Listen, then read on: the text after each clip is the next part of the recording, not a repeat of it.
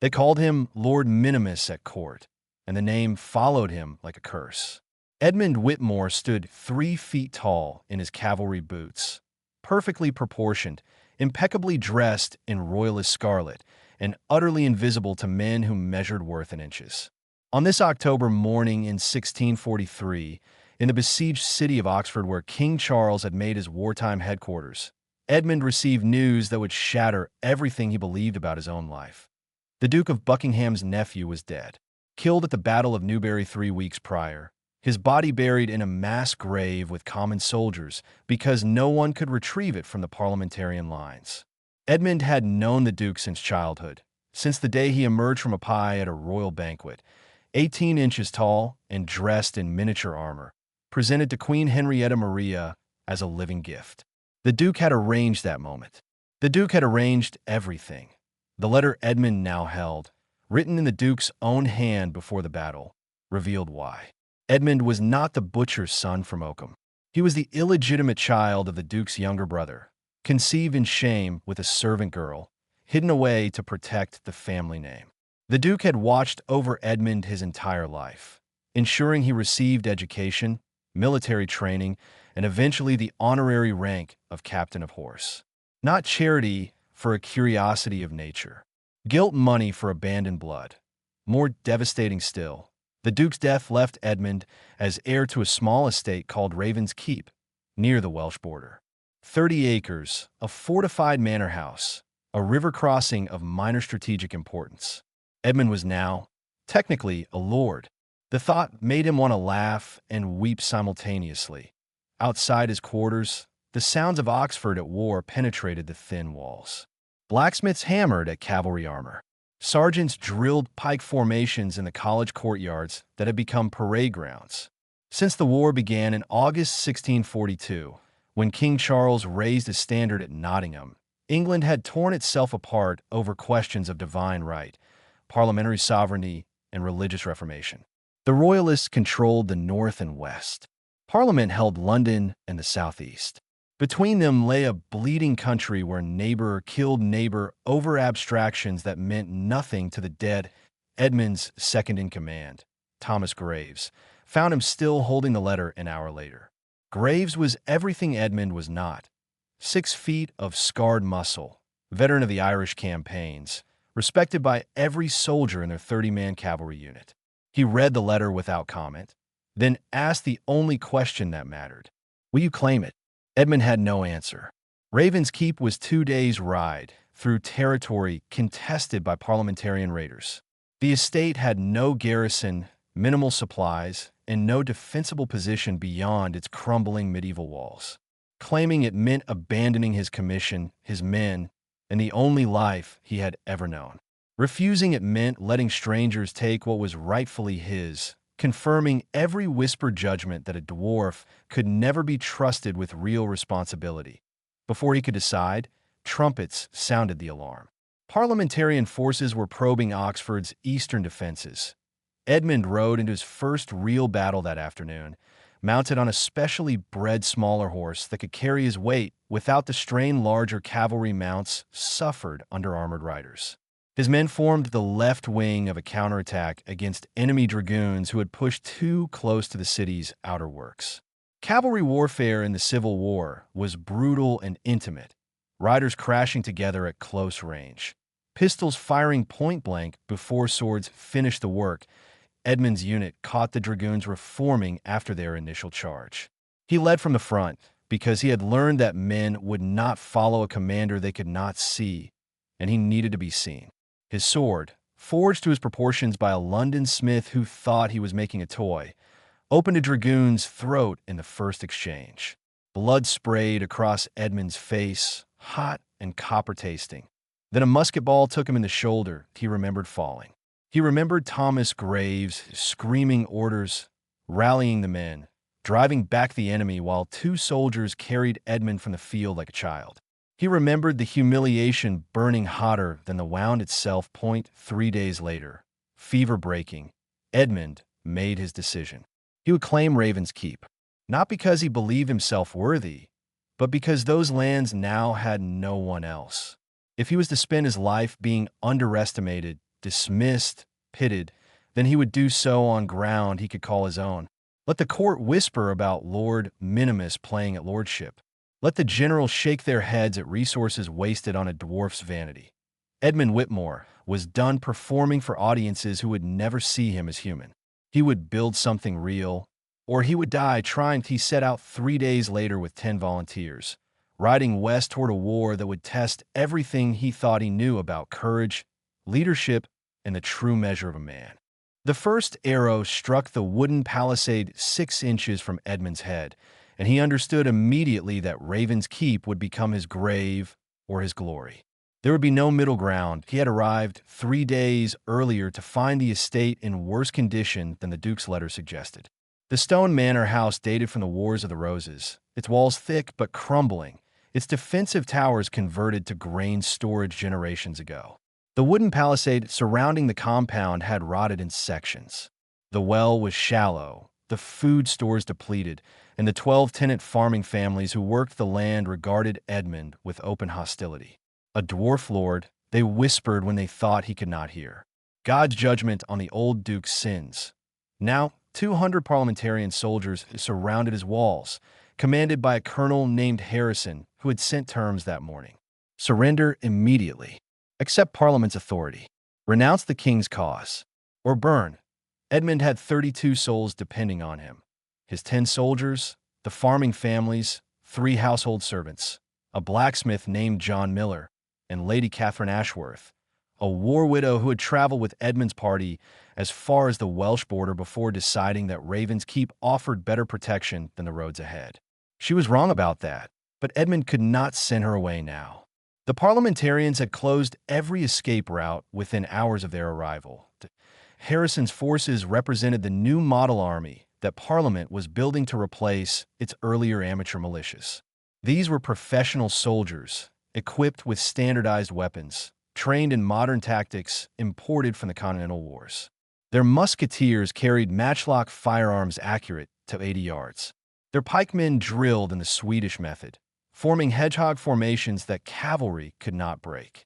Against them, Edmund had 10 exhausted cavalrymen, a handful of hunting crossbows, and whatever desperate courage he could inspire in farmers who had never held weapons. The first assault came at dawn on the 4th day.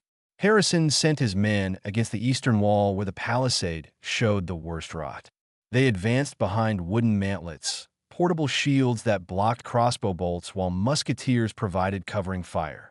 Edmund watched from the manor's upper windows as his handful of defenders fell back from position after position, overwhelmed by sheer numbers. Then the attackers reached the wall itself, and Edmund's preparations revealed themselves. He had spent 3 sleepless nights modifying the defenses, using knowledge gained from years of watching siege engineers work on continental fortifications. The eastern wall was not merely rotted. Edmund had deliberately weakened additional sections, creating a killing ground. When parliamentarian soldiers pushed through the gaps, they found themselves in a maze of collapsed timber and sharpened stakes, unable to advance or retreat while defenders fired from prepared positions above. The attack cost Harrison 40 men. He withdrew to reconsider. That night, Edmund walked among his people for the first time as something other than an object of curiosity. He checked wounds, distributed the meager food supplies equally between soldiers and civilians, and sat with the blacksmith's young daughter, who could not stop crying. He told her stories from the royal court, tales of masks and music and dancing that seemed impossibly distant from this blood-soaked reality. She fell asleep holding his hand, her small fingers wrapped around his smaller ones. Thomas Graves found him afterward, standing alone on the walls, watching the enemy campfires. "They will bring the cannon tomorrow," Graves said. "The walls cannot survive artillery." Edmund nodded. He had seen the small field piece Harrison's men were positioning, a saker that could fire 6-pound iron balls through wooden palisades like paper. Once that gun spoke, Raven's Keep had hours at most. "Then we must silence it tonight." Graves stared at him. "A sortie? Against 200 men? Not a sortie. A crawl." Edmund pointed to the drainage channel that ran from the manor's cellars under the walls to the river beyond. "That tunnel is 18 inches wide in places. Too narrow for your men. Not too narrow for me." He went alone, armed with a hammer and an iron spike. The tunnel was black as death, filled with freezing water and the skittering of rats. Edmund emerged 200 yards behind parliamentarian lines, covered in mud and sewage, invisible in the darkness. The cannon stood unguarded except for 2 sleeping sentries. Edmund approached on his belly, moving an inch at a time, until he reached the gun's touch hole. One precise strike drove the iron spike deep into the firing mechanism, rendering the weapon useless until a blacksmith could drill it out. He was back inside Raven's Keep before dawn, shivering and stinking but alive. Harrison attacked again the next morning, expecting his cannon to breach the walls. When it failed to fire, confusion rippled through his ranks. Edmund's defenders, seeing their enemy's dismay, fought with renewed ferocity. The assault broke against the walls for the second time. But Edmund knew the truth. He had bought days, not victory. Harrison would send for more guns, more men, more everything. Raven's Keep could not hold forever. The question was whether Edmund could find another miracle before time ran out. Colonel Harrison stood 6 feet 3 inches tall, and he intended to kill Edmund Whitmore with his bare hands if necessary. The parliamentarian commander had lost patience with siege tactics. On the 12th day, he led the final assault personally, crashing through the eastern breach at the head of 50 picked men, while Edmund's exhausted defenders scrambled to respond. The Great Hall of Raven's Keep became an abattoir. Edmund had positioned his last reserves here, knowing the walls would eventually fall. Crossbowmen fired from the gallery above, while pikemen held the main doors. But Harrison's veterans were too many and too skilled. They pushed through the defenders like a blade through cloth, and within minutes, the fighting devolved into desperate hand-to-hand chaos. Edmund found himself facing Harrison across 15 feet of blood-slicked stone, surrounded by dying men from both sides. The colonel's cavalry saber gleamed in the torchlight. His eyes held the absolute certainty of a man who believed God fought beside him. "Surrender," Harrison said. "Spare your people further suffering. Parliament offers mercy to those who repent their service to tyranny." Edmund drew his sword, the blade forged for his proportions, light and quick where Harrison's was heavy and powerful. He did not answer with words. The duel that followed would haunt Edmund's dreams for years afterward. Harrison fought with contemptuous efficiency, using his reach to keep Edmund at distance, forcing the smaller man to overextend with every strike. Edmund's advantages, his speed and low center of gravity, meant nothing against an opponent who refused to engage closely. Harrison simply waited, parrying Edmund's attacks with minimal effort, conserving strength while Edmund exhausted himself. But a lifetime of training and techniques designed for fighting larger opponents had not prepared Edmund for this. Harrison was not underestimating him. Harrison was treating him exactly as the threat he represented, and that respect was killing him. That Edmund's blade finally slipped past Harrison's guard, opening a deep cut across the colonel's forearm. But the strike left Edmund exposed, and Harrison's boot caught him square in the chest. The impact sent Edmund sprawling backward, his sword clattering across the floor, his vision swimming with pain. Harrison raised his saber for the killing stroke. Thomas Graves' pike took the colonel through the chest, punching through steel breastplate and flesh alike. Harrison looked down at the weapon protruding from his body with something like surprise, then collapsed. The parliamentarian assault broke within minutes of their commander's death. Survivors fled through the breached walls, leaving their dead behind. Raven's Keep had held. Edmund lay on the blood-soaked floor, staring at the ceiling, unable to move. He had not defeated Harrison himself. He had needed rescue, like a child needing protection from a bully. The victory felt like ashes in his mouth. The cost revealed itself over the following hours. 14 of Edmund's 32 people were dead, including 4 of his original 10 soldiers. The blacksmith John Miller had taken a musket ball through the lung and would not survive the night. The manor's walls were breached in 3 places. Food stores that might have lasted weeks were destroyed in the fighting. Lady Catherine found Edmund sitting alone in the ruined Great Hall that evening, surrounded by bodies that his surviving people were too exhausted to move. "You saved us," she said. "Thomas saved us. I was on my back, waiting to die." You held these walls for 12 days against 200 men. You crawled through a sewer to disable their cannon. You gave everyone here something to believe in. She sat beside him, close enough that he could smell blood and smoke in her hair. I need to tell you something. She was pregnant, 3 months along. The child conceived with her husband before his death at Edgehill. She had hidden the pregnancy, fearing Edmund would send her away from the danger. Now she had no choice but to trust him with the truth. Edmund looked at this woman who had chosen to stay in a ruined fortress commanded by a dwarf rather than risk the roads, and something shifted inside him. He was responsible for more than soldiers now. He was responsible for the future itself. A messenger arrived 3 days later, bearing orders from Oxford. The royalist position was deteriorating across England. King Charles needed every available soldier for the defense of the city. Edmund was commanded to abandon Raven's Keep immediately and return with all his able men. Edmund read the orders twice, then fed the letter to the fire. "We stay," he told Thomas Graves. 26 people depend on this place for survival. I will not abandon them to parliamentarian reprisals. Graves nodded slowly. The king may call that treason. Then the king can come here himself and explain to these families why they should die for his convenience. Edmund looked around at the shattered walls, the exhausted survivors, the graves they had dug that morning. Some oaths are higher than allegiance to crowns. I swore to protect these people. I intend to keep that promise. He had finally found something worth more than proving himself. Now he simply had to survive long enough to defend it. Winter came to Raven's Keep like a second siege, slower but equally merciless. By December 1644, Edmund commanded a kingdom of 26 starving souls in a fortress held together by frozen mud and desperate hope. No supplies arrived from Oxford. No reinforcements came. The parliamentarians, focused on larger strategic targets, had bypassed the ruined estate entirely, leaving it to die quietly in the cold. Then the deserters arrived, and everything changed. 15 Royalist cavalry soldiers appear at the river crossing on a gray morning. Their horses half dead from exhaustion, their faces hollow with defeat.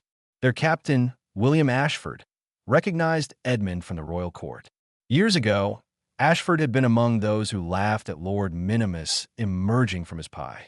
Now he knelt in the snow before the same man, begging for shelter. Oxford had fallen.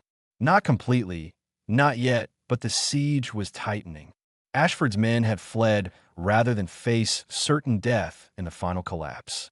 They needed food, rest, and safe passage to Wales, where ships might carry them to Ireland or France. Edmund had no food to spare. He had barely enough to keep his own people alive through winter. But he could not turn away fellow royalists, even deserters, even men who had once mocked him. The parliamentarian pursuit force arrived before sunset. 60 soldiers commanded by Captain Giles, a man whose reputation for brutality had spread across the western counties. Giles surrounded Raven's Keep and sent his terms: surrender Ashford's deserters, and the estate would be resupplied and left in peace. Refuse, and everyone inside would starve. Edmund gathered everyone in the great hall that night, soldiers and civilians together, and explained the choice. He did not pretend there was a right answer. Surrendering Ashford's men meant survival. Refusing meant death by starvation or assault. Both options had costs that could not be measured. Then he announced his decision. I will not surrender them, but I will not command anyone to die for that choice. He looked at each face in turn, memorizing them. Captain Giles has promised safe passage to anyone who leaves tonight. If you want to go, go now. I will hold these walls alone if I must. No one moved. The blacksmith's widow, whose husband had died in the first siege, spoke first. You held my John's hand when he passed. You told him his daughter would be safe. I believed you then. I believe you now. Thomas Graves simply drew his sword and planted it point down in the floor. His gesture said everything words could not. Even Ashford's deserters, men who had fled one hopeless battle, chose to stay for another. They had spent the war following orders, fighting for abstractions. In Edmund, they saw something simpler, a man who would not abandon those who depended on him, regardless of the cost. Giles attacked at dawn. The assault was brief and brutal. 60 veterans against 41 exhausted defenders in a fortress with breached walls and empty larders. The outcome was never in doubt. Within an hour, parliamentarian soldiers controlled the courtyard, the manor house, and every defensive position except the Great Hall, where Edmund had gathered the last survivors for a final stand. Giles himself came through the doors, sword drawn, flanked by a dozen soldiers. He found Edmund standing alone before the barricaded inner chambers where Lady Catherine and the children had taken shelter. Thomas Graves lay wounded at Edmund's feet. The other defenders were dead or captured. "Remarkable," Giles said, studying Edmund with genuine curiosity. "The famous Lord Minimus. I expected something more impressive." Edmund raised his sword. His arm trembled with exhaustion. Blood ran from a dozen wounds. He could barely stand. "You can still surrender," Giles offered. "I will be merciful. The women and children will not be harmed. Your mercy means nothing to me." Edmund's voice was steady despite his failing body. "But I will make you an offer instead. Kill me, and let the others live. They're not soldiers. They're farmers, servants, women with child. They posed no threat to Parliament before I came here, and they will pose none after I am gone." Giles considered this for a long moment. Then he shook his head. "You misunderstand your situation. You are not in a position to negotiate." He raised his sword. The trumpet call that stopped his blade came from outside, distant but unmistakable. Royalist cavalry. Not deserters this time, but a full regiment under Prince Rupert's banner, sweeping down the river road with the morning sun behind them. Giles fled. His men scattered. Raven's Keep, somehow, impossibly, had held long enough. Prince Rupert visited 3 days later. He did not laugh at Edmund's height. He did not make jokes about pies or curiosities. He simply stood before the battered walls, looked at the graves that dotted the frozen ground, and offered his hand to the smallest lord in England. "History may not remember your name," Rupert said, "but I will." Edmund accepted the handshake. He had stopped caring about history months ago.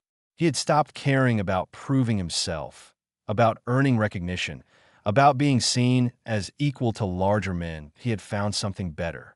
He had found purpose. As winter released its grip on Raven's Keep, Edmund walked among his people, a king of nothing who had learned the only truth that mattered. Greatness is not measured in inches, but in the weight of promises kept when keeping them costs everything.